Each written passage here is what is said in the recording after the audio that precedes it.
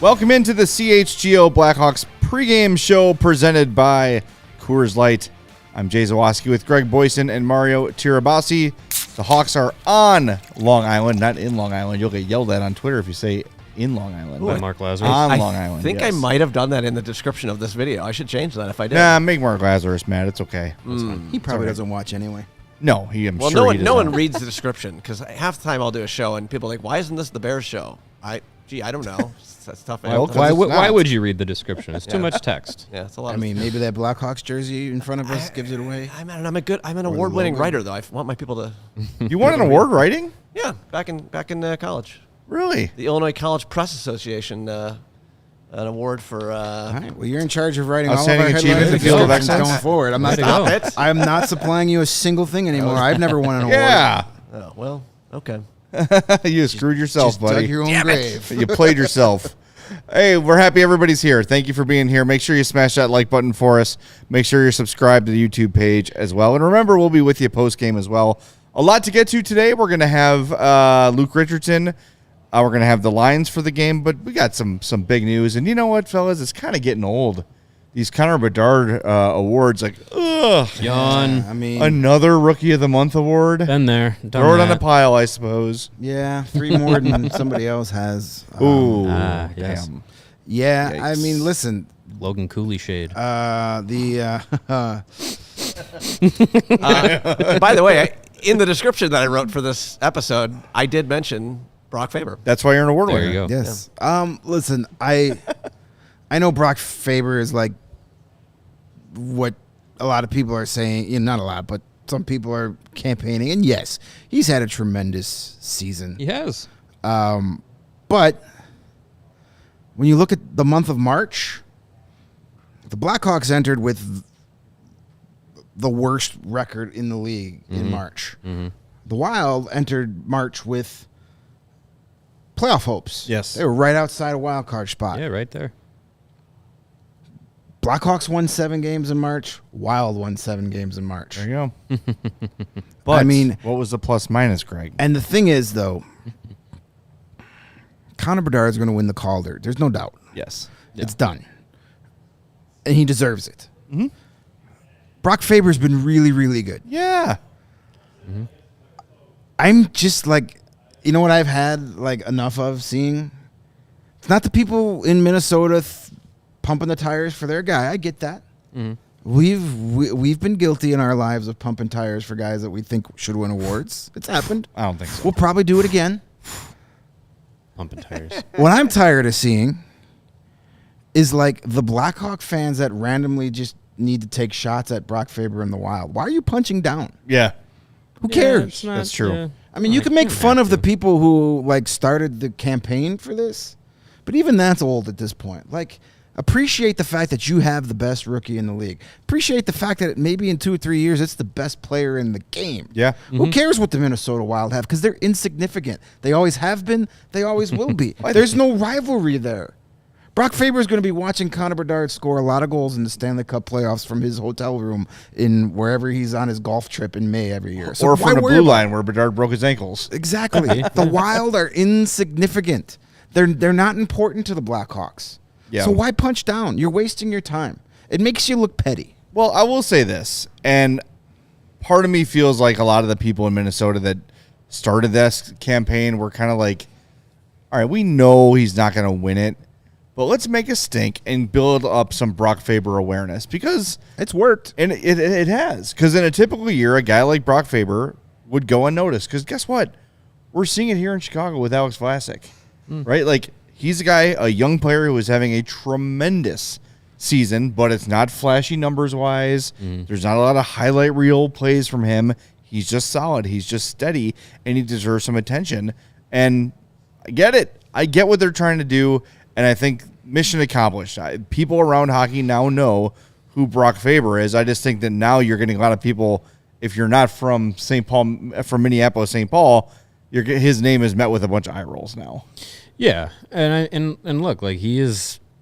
If Connor Bedard wasn't in the NHL this year, Brock Faber would be the Rookie of the Year. Like he would be leading rookies in points. He'd be playing, an astronomical amount of minutes for a rookie defenseman. Like it's all well and good, but Connor Bedard is come in and put the highlight reels together, put up the points. Carried a Blackhawks team offensively that has been inept without him. So it's just enough is there to be like it's a hands down kind of deal. But yeah, I mean, look, like I'm fine with there being some animosity between the Wild and the Blackhawks again, because it has been pretty stale ever since they reintroduced an NHL team in Minnesota. Like there really hasn't been any kind of fire to it being in the same division. Not on our side. Proximity. Yeah, but even still, like Wild fans hate the Blackhawks. That's fine. Yeah, but we don't. Again, as I said, they're nothing to us. Yeah, it's very, very similar to the Hawks in the '90s with the Red Wings. We hate you. Who are you? Yeah, That's adorable, Head Pat. It's like Bears Packers. We hate the Packers. Packers are just like, thanks for the 2 wins every year. Yeah. I will say Packers fans punch down often. True. Yeah, they have a long track record of being able to. But yeah, I mean, I'm glad that there's at least something to kind of give it a little zip, a little flavor. But it's just easy to, if any, you don't have to punch down, you don't have to call names or anything about that. Just call them a nerd and move on. Like, because that's really all they're nerds. That's really all there are. Shut up, nerd. If anyone brings up, and Pete did it to Leah and Craig with PHNX. Like if anyone brings up plus minus or time on ice, it's just call them a nerd, move on. Because honestly, at the end of the day, no one cares about plus minus except the person that's like got the highest in the league. Right. It's a team. It's a team stat. It's not It's not an individual stat. It's like quarterback wins. Yeah. It's silly. It could be like the scene from Police Academy 4 when they put Dork on his chest in sun. Oh yeah. And he's walking down the beach. Hey Dork. Hey Dork. That's what you could do. Yeah. Just put that picture up. But yeah, it's silly. Don't like if a Minnesota Wild fan wants to chirp, let him chirp. Who cares? Yeah. Like he's wrong, and the whole world sees it. And they know it. And They would in a and the heartbeat trade for Connor Bedard. And the internet doesn't forget those things. No. There's a site, Freezing Cold Takes, is ready to grab all those Faber is better than Bedard tweets and use them for years. Well, they're plentiful, that's for sure. And if you want to read all about it, go to allchgo.com. I took some time this afternoon to write up why the argument and debates are done with this third Rookie of the Month award for Bedard. My favorite stat that I found out going through this, Bedard is now the 4th NHL rookie since 1983-84 when they started handing out Rookie of the Months that has won 3 in a season. The other 3 were Teemu Selanne, Alex Ovechkin, and Connor McDavid. And 2 of those 3 won the Calder. McDavid would have if he didn't break his collarbone. And all 3 of those guys, one already is, and are going to the Hall of Fame. Unanimous first ballot Hall of Famers. Right. Could those all be Stanley Cup champions. Those are 3 of the greatest to ever do it right there. Yeah. So really good company to be in. Yeah, it's good If you're on a company to list with keep. those 3 guys, you've accomplished something. Good company to keep. Yes. Yeah, that's a good list. All right, let's hear from Luke Richardson. Spoke about 5 o'clock Chicago time. So here's what he had to say, and then after that, we'll get to your lineups. Any lineup changes? Not as at this moment. We got everybody taking warm up though, just in case. Normal this time of year bangs and bruises. But if everybody's good, we'll have the same lineup, and Peter will be starting in that. So the guys that practice aren't ready probably yet? Yeah, everybody's ready to go. Yeah. We won't make any changes unless we have to. Foligno has, I think, 8 power play goals this year, and he had only 9 the last 6 years combined. Certainly playing time is a big part of that, but has he kind of rediscovered his niche down there in the net front on the power play? Yeah, I think obviously repetition too, right? And getting comfortable out there, being a part of a power play unit all year, not in and out of the lineup and with injuries and in and out of power play units makes a difference. So I think we even found that with our power play units this year. Once we got healthy and we got a chance to practice for a month period of time, we really seen a big difference in that. So that shows individually as well. With Reichel, it seemed like he was a little bit more assertive again last game. Is there a difference when he's doing that? Is there anything you guys pinpoint with him why he does that? Or? No, it's all him. You know what I mean?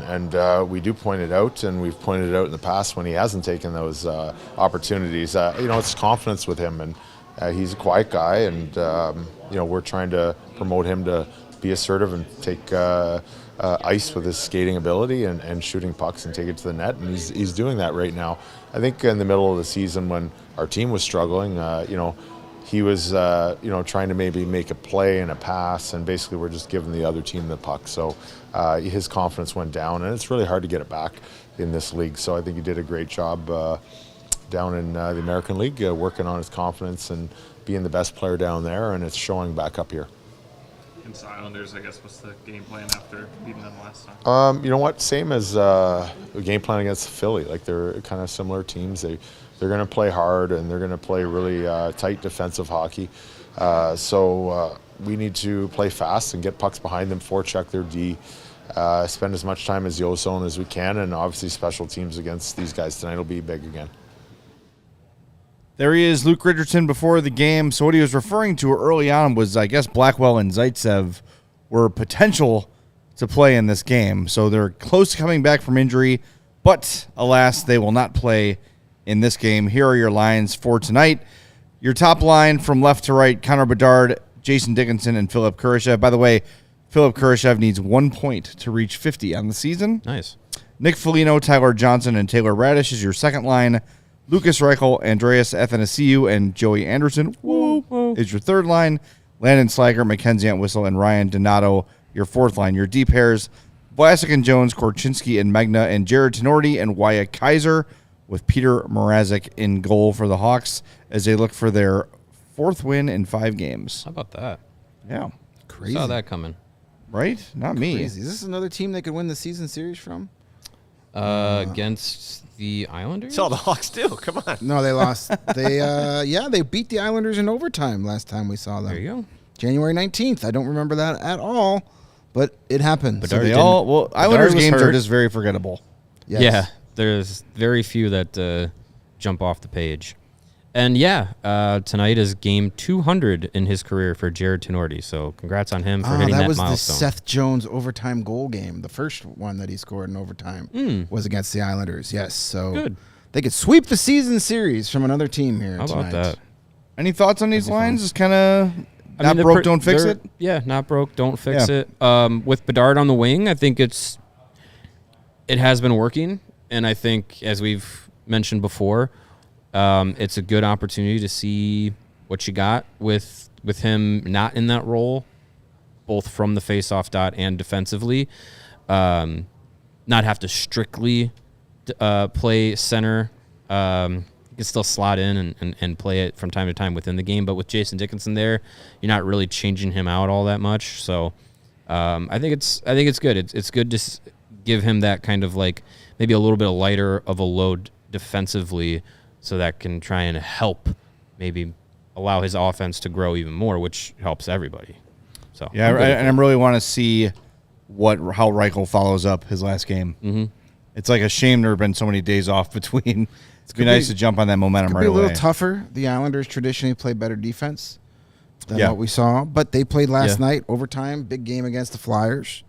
And as Adrian D reminds us, how can I forget? They got the Islanders coach fired. Mm-hmm. They beat the Islanders and they fired Lane Lambert the next day and hired Patrick Waugh. Yeah, that's right. So if Islander fans that love Patrick Waugh, you're welcome. Well, he doesn't like analytics, so hopefully that works with the Islanders fans now. And he's in a good spot with his boss. Sure.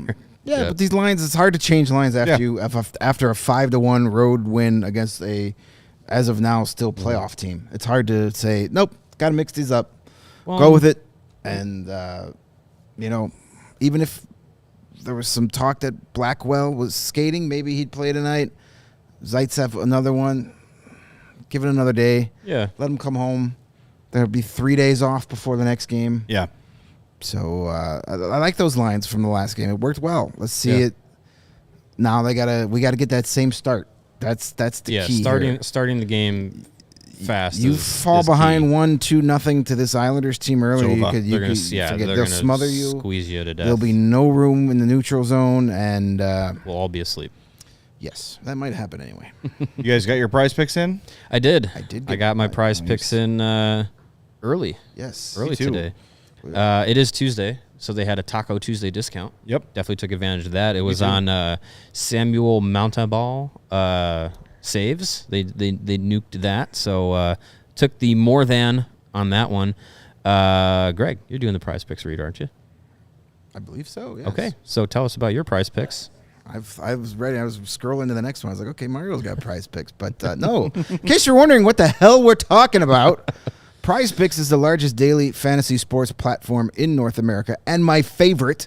Mm-hmm. They are the easiest and most exciting ways to play daily fantasy sports. It's just you against the numbers instead of battling thousands of other players, including pros and sharks, not the San Jose Sharks. Nah. They're easily beatable. You can pick more than or less than on 2 to 6 player stat projections and watch the winnings roll in. March is over, but the biggest moments in college basketball tip off the month of April. Be part of the action on Prize Picks for both men's and women's college basketball. Plus, both the hockey and basketball postseasons are right around the corner. Get in the playoff action and win up to 100 times your money on Prize Picks as you and the best players in the world take their game to the next level during basketball and hockey postseason. It's just this easy. I picked 6 different player stats for tonight. Connor Bedard, more than 3.5 shots. Sidney Crosby, more than 1.5 points. Luke Hughes, more than half a point. David Pasternak and Philip Forsberg, more than 8.5 combined shots on goal.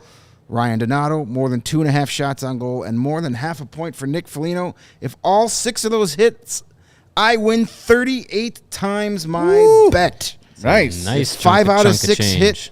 I'll win 4 times my bet. Not bad. So there's always, even if you only hit 4, I'll get 0.4 of my original bet back. So lots to root for. It's a lot of fun. It's much better than trying to figure out what an entire team is going to do. You just pick your favorite players, one player, more or less. So go to prizepicks.com/CHGO. Use the code CHGO for a first deposit match up to $100. That's prizepicks.com/CHGO and use the code CHGO. Pick more, pick less. It's that easy. Well, our Lord and Savior, Lord Hosa, in the chat says, my buddy got 4 tickets to the Blues-Hawks game, 5 rows off the ice for the game on April 10th. Get to watch Bedard end the Blues playoff ambitions in person. I hope that comes true. Also says I'm miss our watch along.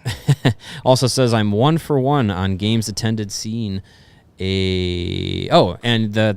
the game in with Bedard doing the Michigan on Bennington. So hey, maybe that happens again. Do it again. Hopefully, fill that diaper. Lord Hosa, your buddy got those tickets through GameTime. GameTime is the best place to get tickets to all of your big events. It's the fastest and easiest way to buy tickets for all the sports, music, comedy, and theater events nearest to you, or even far away if you want to do a road trip.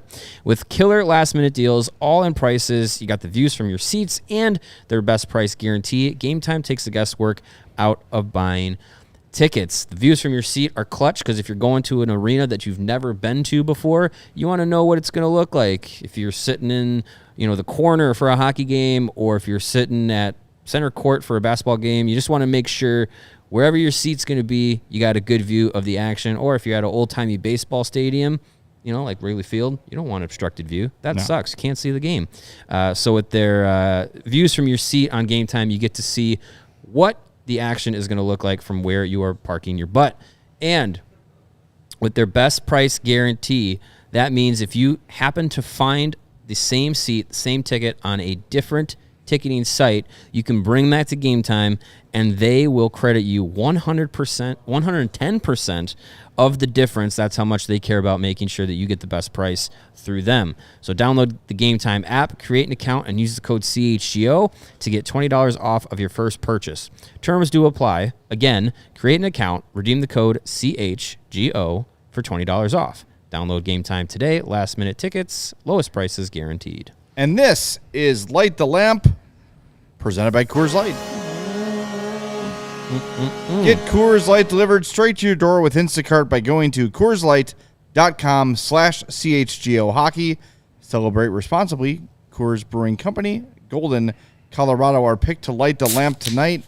Jason Dickinson, who had 3 points the last time these two teams met back on January 19th. So Jason Dickinson is our Light the Lamp nominee for this one. We think he's going to score a goal. So throw that on there in Prize Picks if you'd like, or whatever you want to do. But make sure you order yourself some Coors Light right now. Don't get off your couch. Just get it delivered right to your house. Yeah. CoorsLight.com/CHGO Hockey. If I leave the door open, will they bring it right to my couch? Yeah, just leave a note. If you trust a stranger walking into your home, Please place in hand. could you open it too and just pour it down my throat? Refrigerator, second shelf to the bottom, all the way to the right. Yeah, Thank you. Never mind the dog. Your tip is under the mat. So there you go. And that leads us nicely into Who's Your Hawk? It sure does. Because I had first pick tonight, and I could not take Connor Bedard. So if you're not trying to big brain it that way, you go with the second most likely pick, Seth Jones, because he just does a lot. Shots and hits and block shots and ice time and everything. If the game goes to the blue lines, Seth Jones is a solid pick. Yeah, so I'm going with him, looking for my 24th win. Yes, and because you couldn't pick Bedard, I did. Sound strategy. Going for my 23rd win and my third out of the last 4 games if I could pull it off. So come on, Connor. All right, let's go. Get some points on at least 4 shots on goal. Well, everything Jay said about Jason Dickinson in Light the Lamp applies to why I picked him, because he had a really good game against the Islanders last time, and he was going to be my pick for the last game, but then I switched it to Philip Kurashev, and that worked out. So now I'm going to go back to Jason Dickinson, hoping that my initial thought the last game was I was picking him 1 game early, and if I get him, if he gets me a win, I get to 30 wins on the season. With 7 games to go, that means only Jay would be able to tie me, and then we would have the sack races on consecutive Sundays until there's a winner. If there's a tie, it's steel cage match. It's WrestleMania season. That's fine. Hell in a Cell for the Who's Your Hawk Championship. Let's go. I'm Start building that now. I'm down. Just going to say, do I have to start We'll building do it right out here in the balcony. We'll just put a bunch of saran wrap around our conference room so you guys can't get out, and you could like smack each other around until someone taps out. That sounds fun. We got a Gravely says Kurashev with this pick, and we should talk about that a little bit. You know, if I told you guys this year that with several games to go, Philip Kurashev is approaching 50 points, I think that would have been a surprise to the 3 of us. I would have been pleasantly surprised, and I would have figured, it's because Connor Bedard's having a big year and Lucas Reichel's also having a big year, or Jason Dickinson's having probably wouldn't have thought Jason Dickinson was having a breakout year, but you would have figured someone else was kind of, having a big season that was bringing him along. But as we said before, like there have been times this season where Philip Kurashev has not been a passenger. Like he's been the driver, especially when Bedard was out. He was kind of the go-to guy. So very happy. Would have been pleasantly surprised. Still am pleasantly surprised. And it seems like he's setting himself up for being part of that big picture, having a bigger role in it than I think a lot of us would have thought. Do you think going forward we can pencil in Philip Kurashev for at least 50 points a season? As this roster gets better? I mean, probably. Here's the thing. The only way I would see it, the only way I would say no is if somehow the Hawks roster gets good and pushes them down. You kind of want that, don't you? Of course. You want that, yeah. But I think like, let's say Nazar plays next year and they sign Stamkos or whatever free agent, that probably pushes him to the 3rd line, at least for half the games, whatever, and he's not going to get the opportunity to play with as good of players as he was this year. Potentially. That would be the only thing. But him and Bedard have such nice chemistry. You keep those two together. Hopefully Taylor Hall's back. There's your top line. And then whatever free agent you sign is there to play with Nazar or maybe Macklin Celebrini or whoever else you have as your second line center. And then you've got two legitimate number one type lines. Yeah. So that gives them a lot of options. So, yeah, I mean, if given the opportunity he's gotten this year, yes, I think you can pencil that in. My only fear is that his minutes go down, the skill of the players he plays with goes down, therefore his points go down. Sure. We'll see. But that's a good problem to have. Of course. Yeah. But, yeah, I would say if he's paired with Bedard next year to start next year and has an opportunity to play with him, for the majority of the season, I think then that probably establishes him in that spot where he could put up 50 points again. I don't see that being too far-fetched. Right. All right, couple programming notes tomorrow at 2:30. We're going to have Nick Foligno on the show, so make sure you check that. Also, we're going to be on tonight, post-game, so make sure you're with us on the post-game show. And I don't want to give any names out, but some contact has been made with a Stanley Cup champion Blackhawk, so could be looking at a guest this week or next that I think will interest everyone, especially if you're into six-pack abs. Shirts are optional. And defending. Shirts are optional. Shirts Bert are Kreischer, he's in town this week. It's not him, I promise you. Just make sure like, you're, which team you're was he tracking on? your diet in the lead up to his appearance. Yeah, he's Bert gonna wanna Kreischer's know. a Bears guy. We don't even want him. Yeah, no. Sure. We'll take him. We'll take him. Yeah, that's going to be a lot of fun if and when that we get that going. Yeah, as soon as we have confirmation, we'll let you know, but you'll enjoy it, Yes. I think. Sweet. All right, we're back after the game. Want to thank our buddies at Coors Light once again for presenting this pregame show, and we'll talk to you on the postgame show on the CHGO Blackhawks Podcast. We all silly like the mayor.